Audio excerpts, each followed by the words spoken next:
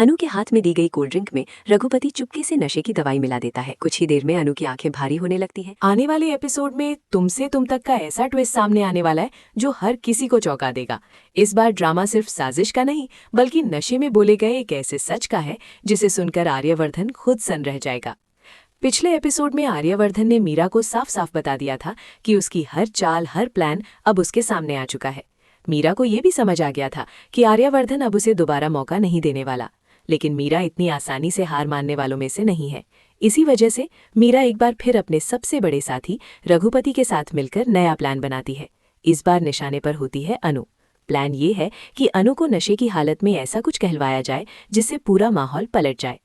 New year celebration के दौरान अनु अपनी दोस्त से कहती नजर आती है कि आज वो आर्यवर्धन सर से हर हाल में अपने दिल की बात पूछ कर रहेगी। उसी दौरान उसे एक कोल्ड ड्रिंक दी जाती है जिसमें रघुपति चोरी से नशे की दवाई मिला देता है।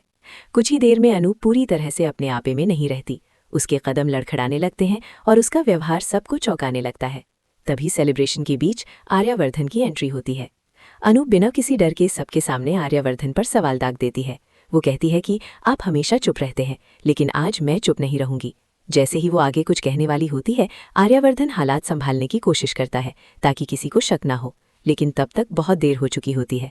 अनु की हालत देखकर उसके माँ बाप गुस्से में आ जाते हैं और समझ बैठते हैं कि अनु ने शराब पी ली है। सारा ध्यान इसी बात पर चला जाता है। इसी बीच असली सवाल प्यार का नहीं बल्कि राजनंदिनी से जुड़ा हुआ सामने आ जाता है और अनु का सच अधूरा रह जाता है। आर्यवर्धन अंदर ही अंदर टूट जाता है क्योंकि वो समझ चुका होता है कि ये सब किसी साजिश का हिस्सा है।